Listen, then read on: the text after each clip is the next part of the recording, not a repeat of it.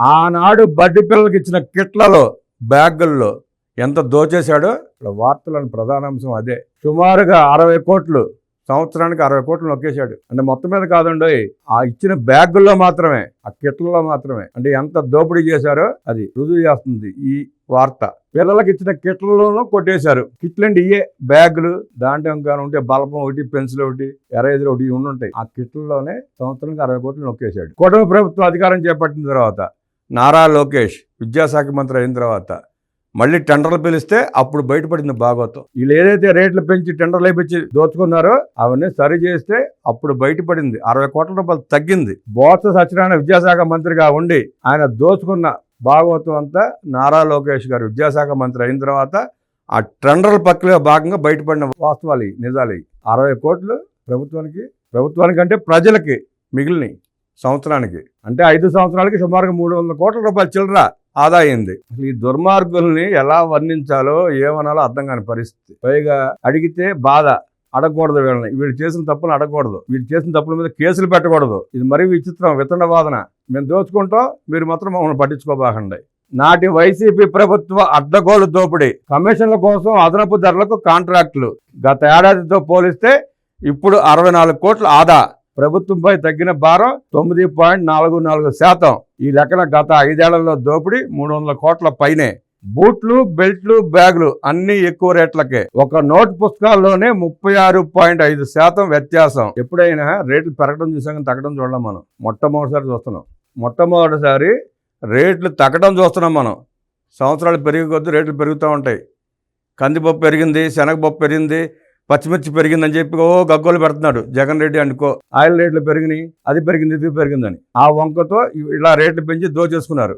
కానీ కూటమి ప్రభుత్వం వచ్చిన తర్వాత నారా లోకేష్ మంత్రి పదవులు చేపట్టిన తర్వాత టెండర్ల ప్రక్రియని సరి చేసుకుంటూ వెళ్తే ఈ 300 కోట్లు ప్రభుత్వానికి ఆదా అయింది. ఆ 300 కోట్లతో అనేక ప్రభుత్వ స్కూళ్ళు బాగు చేసుకోవచ్చు. అంటే దోపిడీ రకం చేశారో చూడండి. మద్యంలో కమిషన్లు దండుకున్నారు, గనుల లీజుల్లో వాటాలు దక్కించుకున్నారు. ఇవన్నీ ఒకెత్తు. ఎవరికి బడి పిల్లలకు ఇచ్చే స్టూడెంట్ కిట్లను గత జగన్ ప్రభుత్వంలో వైసీపీ పెద్దలు వదిలిపెట్టలేదు. చిన్న పిల్లలకు ఇచ్చిన బ్యాగులు, బెల్టుల్లోనూ మాకేంటి అంటూ చేతివాటం ప్రదర్శించారు. 5 ఏళ్లలో 300 కోట్లకు పైగా దోపిడీ చేశారు. విద్యార్థుల కిట్ల జగనన్న విద్యా కానుక కొనుగోలులో అత్యంత పారదర్శకత పాటించామని అప్పటి ప్రభుత్వం మభ్యపెట్టే ప్రయత్నం చేయగా, కూటమి ప్రభుత్వం అధికారంలోకి వచ్చాక చేపట్టిన తొలి కిట్ల కొనుగోలుతో అసలు విషయం బయటపడింది.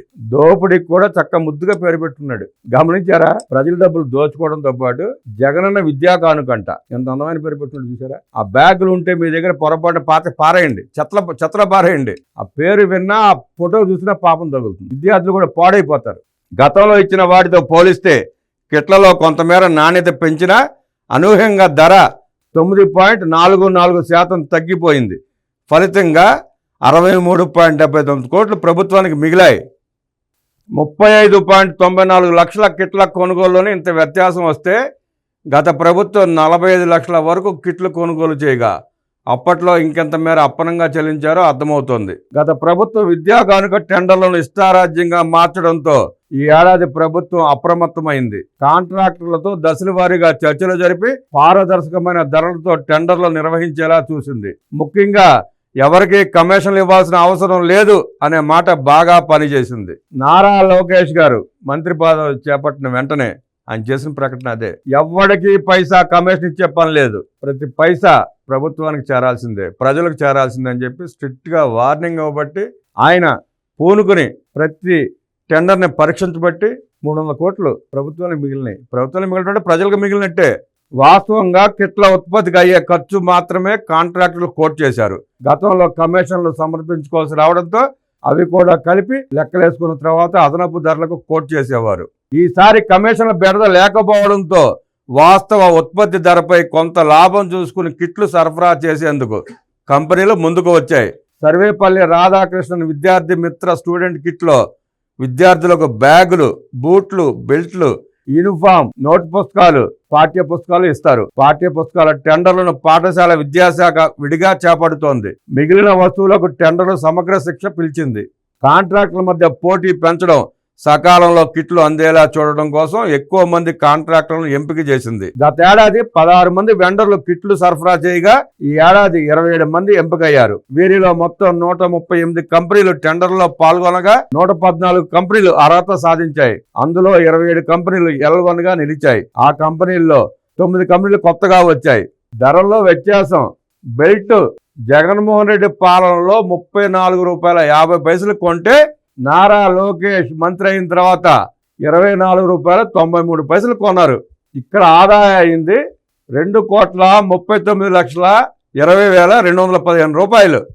నోటు పుస్తకం జగన్ రెడ్డి జమానాలో ₹52 కొంటే కూటమి ప్రభుత్వం వచ్చాక ₹35.64 కొన్నారు. అంటే సుమారుగా ₹17 ఒక నోటు పుస్తకంలో నొక్కేశాడు జగన్ రెడ్డి. ప్రభుత్వానికి ఆదాయం సొమ్ము దీని ద్వారా ₹37,43,553. స్కూల్ బ్యాగ్, ఆ బ్యాగ్ ఏ రంగులు వేసుకున్నాడో చూసాం, ఏ ఫోటోలు పెట్టుకున్నాడో చూసాం. ఆ పసి విద్యార్థులు, బడికెళ్ళే పిల్లలు, అమాయకులు, వాళ్ళు రోజు లెగిస్తే ఈ మొహం చూసుకుంటా, ఈ దొంగల మొహం చూసుకుంటే వెళ్ళాల్సిన పరిస్థితి వచ్చింది స్కూల్కి. ₹272.92 కొన్నాడు ఒక్కొక్క బ్యాగ్. ఆ బ్యాగ్ని కూటమి ప్రభుత్వం వచ్చినాక ₹250 కొన్నది. సుమారుగా ₹23 అక్కడ కూడా దోచుకున్నారు. ఆ దోపిడీ విలువ ₹8,23,96,252. ఇంకా బూట్లు, పిల్లలు వేసుకునే బూట్లు, అవి 4 రోజులకి ఎత్తిపోయినాయి, అది వేరే సంగతి. ఎక్కడెక్కడ ఊడిపోయినాయి ఆ బూట్లు చూపించారు పాపం పిల్లలు. అప్పుడు చూసాం, మేము కూడా చూసాం.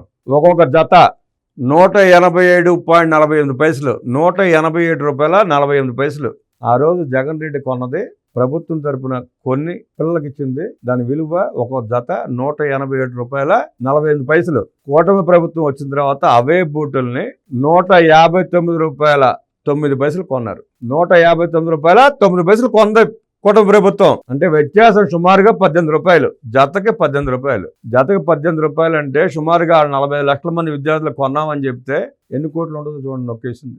ఆ వ్యత్యాసం విలువ ₹10,20,72,714. ఇక యూనిఫామ్ ₹1,081.98 కొన్నాడు జగన్ రెడ్డి. కూటమి ప్రభుత్వం వచ్చినాక ₹1,061.43 కొంది. అంటే సుమారుగా ₹20.50 తక్కువ ఒక్కొక్క యూనిఫామ్కి. దాని విలువ ₹7,38,55,217. ఇదంతా వెరసి సంవత్సరానికి ₹300 కోట్ల చిల్లర ఆదాయిందనమాట.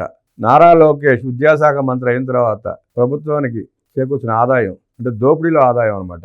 ఏదైతే బొత్స సత్యనారాయణ విద్యాశాఖ మంత్రిగా ఉన్నాడో, జగన్మోహన్ రెడ్డి ముఖ్యమంత్రిగా ఉన్నప్పుడు వాళ్ళు దోచుకున్న డబ్బుని తగ్గించి తక్కువ కొనటం మూలంగా విద్యాశాఖకి ₹300 కోట్ల ఆదాయం అయింది. 2024-25 విద్యా సంవత్సరానికి ఎలాంటి టెండర్లు లేకుండానే అప్పటి వైసీపీ ప్రభుత్వం పాత కంపెనీలో కాంట్రాక్ట్ కట్టబెట్టింది.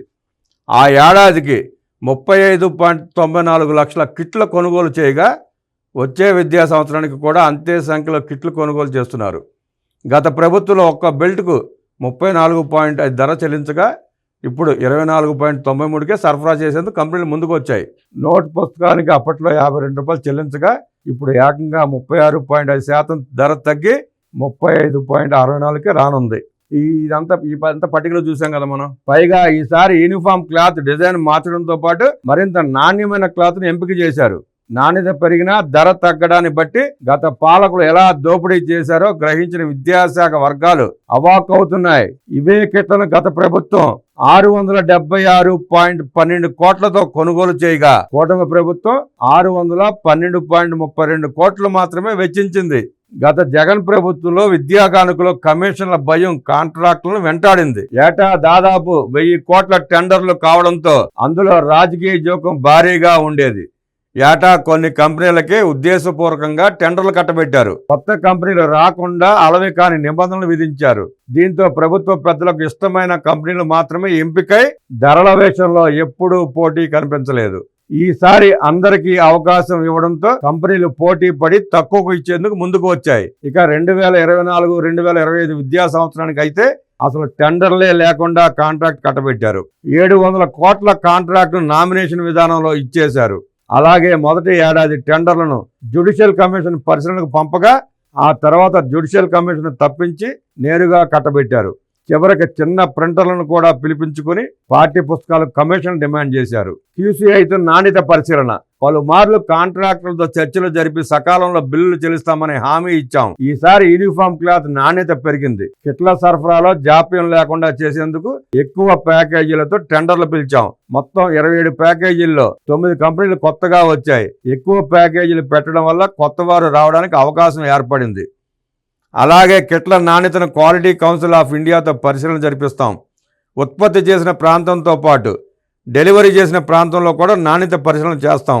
నాణ్యతలో ఎక్కడా రాజీ ఉండదు. 9.44% నిధులు ఆదా అయ్యాయని చెప్పి సమగ్ర శిక్షణ SPD బి శ్రీనివాసరావు తెలిపారు. ఇప్పుడు ఈ పట్టిక చూసిన తర్వాత బోత్స సత్యనారాయణ మీద కేసు పెట్టి ఎందుకు అరెస్ట్ చేయకూడదని చెప్పి ప్రజలు నిలదీస్తున్నారు. ప్రజలు ప్రశ్నిస్తున్నారు.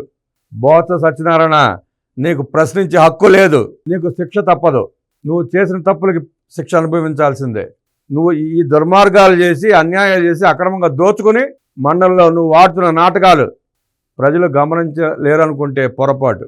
అక్రమార్కులకి శిక్ష తప్పదు. ప్రజలు న్యాయస్థానాలు చూస్తూ ఊరుకోవు. బోత్స సత్యనారాయణ గారు